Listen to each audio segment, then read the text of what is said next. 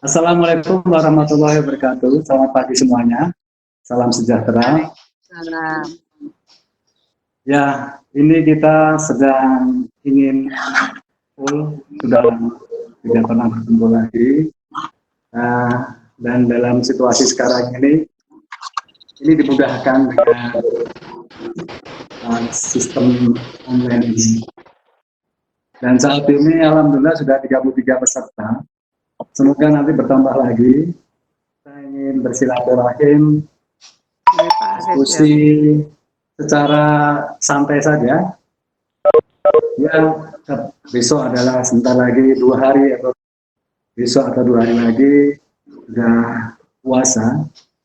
Dan sebenarnya kita ingin ada Pak Kurtubi untuk mengisi tausiah 15 menit, tetapi kelihatannya Pak Kurtubi juga sedang sibuk dengan ujian di PKPD.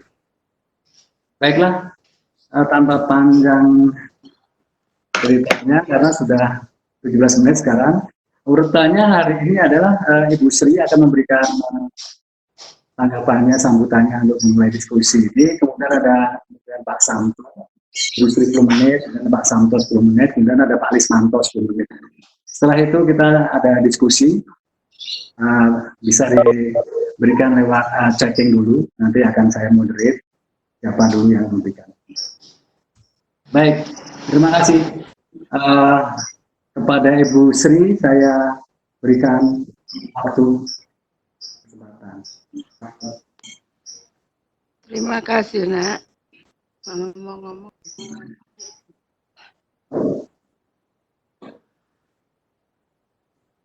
Assalamualaikum warahmatullahi wabarakatuh. Waalaikumsalam warahmatullahi wabarakatuh. Teman-teman penggagas yang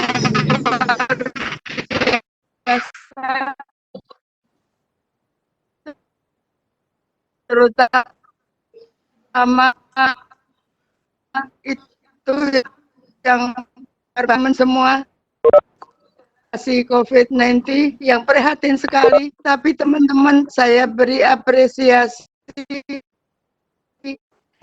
karena tetap berupaya kepada masyarakat khususnya dalam bidang pendidikan.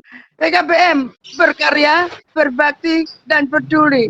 Ya Allah, mudah-mudahan teman-teman kami semua, pembina-pembina kami, mitra-mitra kami sehat semua, dijauhkan dari penyakit virus corona. Kami juga bangga kepada teman-teman semua yang telah berjuang untuk mewujudkan ini. Ini inovasi yang baru, walaupun keadaan prihatin, tetapi kita tetap berjuang terus dengan penuh semangat dan keikhlasan. Yang kedua, saya ucapkan selamat kepada PLT Ditjen Khusus Bapak Hamid Muhammad, yang selalu mendampingi kita. Ya Allah, mudah-mudahan kami selalu dibimbing. Juga kepada Bapak Santo dan semua, mudah-mudahan tidak jerah-jerah membina kami. Dan saya juga mengucapkan selamat Hari Kartini kepada Sri Kandi yang ada di PKPM. Dengan tulus ikhlas seorang tangan halus ibu-ibu membina masyarakat termarginalkan. Dan saya juga menyampaikan selamat kepada teman-teman yang mengadakan ujian jejaring dengan seadanya, tapi tetap berjalan program pemerintah. Saya juga ucapkan terima kasih kepada teman-teman yang telah memberi bantuan kepada yang kena dampak corona nanti. Semoga apa yang dilakukan diganti Allah Subhanahu wa Ta'ala 700 kali. Saya juga setelah aman-aman nanti kita mau mengadakan rakernas, sawalan dan silaturahmi. Program di PP ada kerjasama dengan UNESCO dengan sekitar 368 untuk 10 PKPM dan sudah ditransfer, tinggal tunggu pelaksanaannya.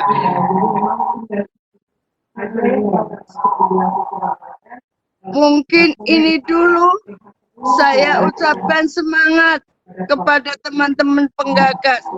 Mudah-mudahan ini menjadi terobosan untuk seluruh pejuang-pejuang PKPM.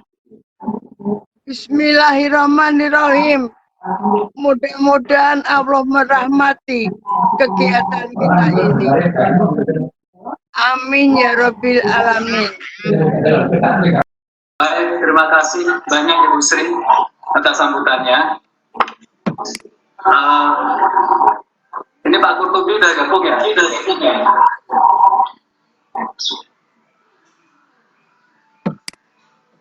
Baik, berikutnya saya berikan kesempatan kepada Pak Santong. Pak Santong, mohon silakan. Diskusi santai saja Pak, ibadah saja Pak, silaturahmi biasa. Silakan Pak. Terima kasih Mas Aris, Moderat. Suaranya feedback ya? Iya, Pak Santong. Iya, sudah jelas. Sudah jelas, silakan. Oke, makasih. Warahmatullahi wabarakatuh. Pikir lagi. Semoga teman-teman pada hari ini semua sehat, terhindar dari wabah corona dan selalu menjaga kesehatan, mengikuti anjuran pemerintah untuk melakukan social distancing, physical distancing, dan selalu menggunakan masker baik di rumah maupun pada saat keluar. Ini untuk kesehatan kita semua. Ada masa-masa ini memang kita sebagai insan non formal justru hebatnya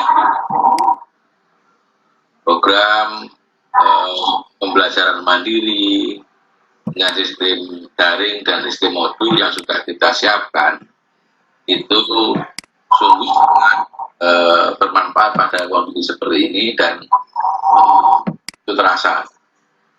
Alhamdulillah dengan penerapan teman-teman tidak kesulitan ketika menggunakan ujian, di mana ujian tidak boleh mengumpulkan sehingga bisa ujian dari baik melalui secara daring, classroom maupun apapun. Di pendidikan kesetaraan kan serba merdeka, boleh menggunakan aplikasi saja, yang penting membantu masyarakat, membantu peserta didik untuk lebih mudah dalam belajar. Teman-teman sekalian, ada beberapa hal yang mungkin perlu kami sampaikan terkait dengan yang sangat ini ya, tentang PUP dan tentang usia jarak. Untuk PUP saat ini yang sudah ditransfer ke daerah itu baru 204 kabupaten kota. Sebetulnya menyusul, tapi karena ada perubahan maka yang berikutnya agak tertunda. Mudah-mudahan dalam waktu dekat, karena ini langsung dari Kementerian Keuangan, bukan dari Kemendikbud. Jadi teman-teman kalau tanya Pak kapan ditransfernya, ya kita nunggu dari Kementerian Keuangan. Kita sendiri tidak punya kewenangan untuk mentransfer. Kemudian kemudian dalam rangka menghadapi COVID ini, Kementerian Pendidikan dan Kebudayaan juga memberikan relaksasi penggunaan dana BOP, yaitu dengan Permendikbud nomor 20 tahun 2020, yaitu perubahan atas Permendikbud nomor 2013 dalam rangka menghadapi darurat pandemi COVID 2019. Jadi kelonggaran atau fleksibilitas ini hanya berlaku di masa pandemi. Misalkan banyak pertanyaan, Pak, berarti begitu dengan adanya Permendikbud nomor 20 ini kita bebas, Pak. Nah, bebasnya itu hanya pada saat artinya ketika masa normal, kalau kata bulan Januari sampai Maret kan masih normal, itu tetap menggunakan aturan Permendikbud nomor 2013 sama, jadi penggunaan dananya masih ada persentase, misalkan kegiatan pembelajaran 55, pendukung 35, dan aturan 10 itu masih berlaku di Januari Maret. Mulai April di wabah COVID 2019. Nah, dalam proses pembelajaran di rumah itu bisa digunakan untuk honor tutor. Kalau yang awalnya kan transport ya, nah, kalau ngajarnya dari rumah kan tidak perlu transport, tapi diganti dengan honor. Kemudian juga digunakan untuk pengadaan kuota atau pulsa bagi yang menyelenggarakan pendidikan daring. Tapi kalau nggak daring ya nggak beli pulsa kan. Jadi, kalau belajar daring silakan bisa digunakan untuk langganan internetnya, untuk kuota para pendidik, silakan bisa digunakan. Dan di situ menggunakan kegiatan administrasi, jadi untuk biaya-biaya operasional. Sehingga dalam ketentuan di Permendikbud nomor 20 itu persentase antar komponen tidak berlaku, sehingga yang semula administrasi misalnya 10%, jika belanja bisa lebih banyak, bisa sampai 20%. Kemudian yang pendukung itu 35%. Jadi misalkan ada di situ kan kegiatan luar kelas, kegiatan pembentukan Saka Widya Budaya Bakti. Yang jelas yang kegiatan di luar kan tidak bisa, itu bisa diganti digunakan untuk honor tutor. Persentasenya juga bisa lebih tinggi dari 30. Itu intinya dari Permendikbud nomor 20 2020. Jadi bukan berarti seluruhnya, tapi hanya pada saat COVID-19. Sampai kapan Pak? Ya sampai pemerintah nanti menyatakan bahwa masa darurat COVID 2019 itu sudah selesai. Sementara ini kalau menurut BNPB kan sampai 29, berarti yang bisa menggunakan anggaran Permendikbud 2020 itu adalah bulan April, dan kalau kita perlu asas jelas, semoga Mei sudah selesai. Jika nanti bulan semester depan sudah normal kembali. Ini yang terkait BOP. Kemudian BOP juga ada pertanyaan yang sering kali ditanyakan, yang saya jawab berulang-ulang dan kenapa nggak paham-paham, mengenai batasan usia. Jadi di Juknis ada batasan usia 7-21 tahun. Kemudian keterangan-keterangannya bagi kelas lanjutan bisa di atas 21. Jadi kelas lanjutan ini itu adalah kelas 1 dari semester dari tahun 2019, kan sekarang masih kelas 1. Itu masih tergolong kelas lanjutan. Boleh diberikan walaupun usianya di atas 21, asal dana alokasi di kabupaten tersebut masih. Kemudian yang kedua yang pertanyaan, jumlah peserta 10 itu adalah dalam setiap jenjang. Kalau tahun kemarin kan dalam satu rombel. Nah ini setiap jenjang, misalkan paket A 10 orang, paket B 10 orang, paket C 10 orang. Jadi bisa saja, misalkan paket A itu kan 6 kelas ya. Yang ada itu hanya kelas 1, 2, 3, masing-masing ada 5, 3, 2. Kelas 6-nya ada boleh. Nah, ini jumlahnya per jenjang harus 10. Masih ada yang lewat, kalau 5 gimana Pak? Ya aturannya 10, ya 10. Kita sudah sangat akomodatif. Di formal sekarang per jenjang 60. Jenjang itu 60. Kita hanya 10. 10 coba kalau bayangkan 3 kelas 10 orang kan harus sedikit. Nah, apa 10? Bayangkan kalau hanya 1 orang diberikan BOP dengan biasa 1.300 ya, 300 untuk bikin proposal, untuk bikin akad kerjasama dan sebagainya, hanya habis dari serah. Kita batasi 10 yang morwat kalau orang Jawa bilang. Itu yang terkait dengan sasaran. Kemudian ada juga yang membandingkan, Pak data saya 100 kok saya hanya dapat 50. Ini alokasi di daerah kita tetapkan itu berdasarkan data pada bulan Oktober tahun 2019. Mestinya data bulan Oktober 2019 itu adalah data yang sudah stabil karena sudah pertengahan semester. Ya, itulah anggaran yang bisa kita lakukan. Jadi, kalau memang alokasi anggaran hanya cukup untuk 50 orang, maka yang dibayarkan ada 50 orang. Kalaupun punya warga negara, ratus. Itu terkait dengan sasaran. Kemudian yang berikut yang kami sampaikan juga terkait dengan ujian pendidikan kesetaraan. Alhamdulillah saya mendapat berjalan dengan baik dengan berbagai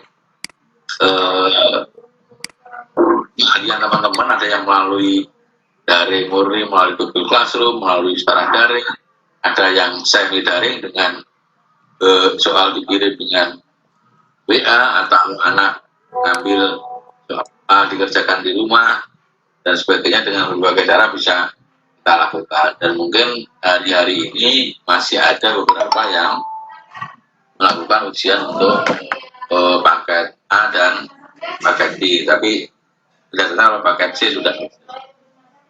Nah, tahun ini memang ada kemudahan yang luar biasa bagi teman-teman di pendidikan kesetaraan, bahwa ujian pendidikan kesetaraan yang dilaksanakan oleh satuan pendidikan itu diakui setara yang formal. Kalau tahun kemarin kan melalui UN. Tahun ini adalah semua ujian pendidikan yang dilaksanakan oleh satuan pendidikan itu diakui setara. Tapi hanya pada masa ini ya, jangan kita untuk kedepannya kita harus perbincangan lagi atau kita diskusi lagi. Tapi untuk tahun ini semua yang dilaksanakan oleh teman-teman itu dianggap, sehingga konsekuensinya nanti jasa kita hanya satu, tidak ada SAUN ya, pendidikan kesetaraan. Nanti bunyi jasanya akan kembali kepada masa sebelum UN dinyatakan tidak menentukan lulusan. Ijazahnya nanti akan berbunyi ijazah program kesetaraan paket A setara SD, akan bunyi begitu. Jadi sudah tidak ada lagi SAUN sebagai kesetaraan. Jadi semua sudah dianggap setara sampai ke tingkat SMA. Jadi ijazah program pendidikan kesetaraan paket C setara SMA.